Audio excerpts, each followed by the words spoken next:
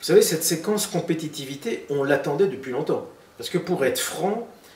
ça fait maintenant une dizaine d'années qu'on voit la dégradation absolument catastrophique des performances à l'exportation et des performances productives de l'économie française. Ça a d'ailleurs déjà été dénoncé par de nombreux économistes, de nombreux chefs d'entreprise. Ça avait été un petit peu abordé par le gouvernement de Nicolas Sarkozy. Et on savait tous qu'après l'élection présidentielle et l'arrivée d'un nouveau président, ou la reconduction du président précédent, de toute façon, ce quinquennat serait le quinquennat qui devrait amorcer ce virage qui consiste à dire on ne s'intéresse plus d'abord à la consommation dans notre pays, mais on s'intéresse d'abord à la production. Alors, pour un gouvernement socialiste, c'est un virage qui n'a pas été facile à prendre, c'est pour ça qu'il a fallu attendre 6 mois. Finalement,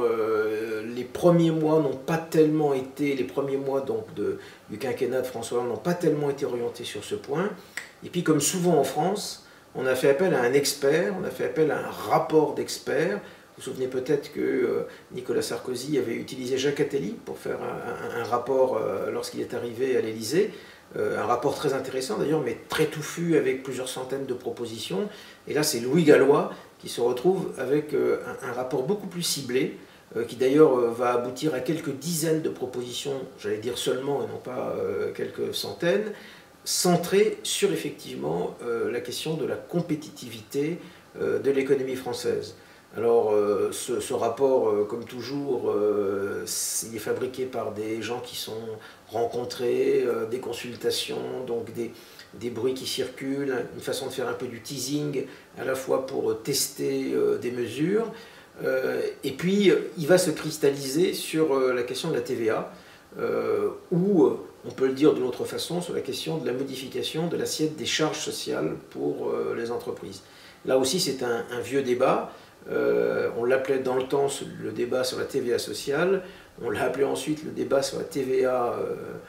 anti-délocalisation, et voilà que maintenant on l'appelle un peu différemment, puisque comme les socialistes ont toujours été contre cette augmentation de la TVA, l'accent est plutôt mis sur la baisse, enfin plutôt en tout cas, des baisses d'impôts données aux entreprises sur une partie de leur masse salariale qui est un tout petit peu complexe, mais pas si complexe que ça en réalité, la partie de leur masse salariale qui est inférieure à 2,5 fois le SMIC pour chacun de leurs salariés. Et comme il faut que l'État récupère l'économie qu'il propose aux entreprises pour les rendre plus compétitives, puisque en fait l'hypothèse de cette mesure principale, c'est de dire la compétitivité va se faire par une reconstitution des marges des entreprises, et donc cette reconstitution des marges des entreprises de 20 milliards d'euros, elle va être faite à la fois par l'annonce de mesures d'économie budgétaire, ce qui là aussi est un grand virage pour la gauche, 10 milliards d'économies budgétaires supplémentaires, et puis pour ce qui est des recettes nouvelles, une petite augmentation de la TVA de l'ordre de 6 à 7 milliards de recettes supplémentaires sur la TVA qui va évidemment donner lieu à beaucoup de débats. Je terminerai ce panorama en disant que pourtant on aurait tort de réduire le rapport de Louis Gallois, que je trouve excellent en ce qui me concerne, et ensuite les mesures qui ont été annoncées 24 heures après par le gouvernement sous la formule de ce pacte de compétitivité, on aurait tort de résumer l'un et l'autre à cette seule mesure sur...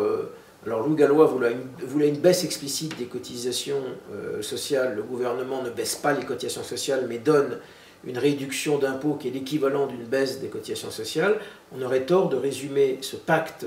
pour la compétitivité à cette seule mesure. Il y a bien d'autres mesures qui sont extrêmement importantes également. Par exemple, j'en cite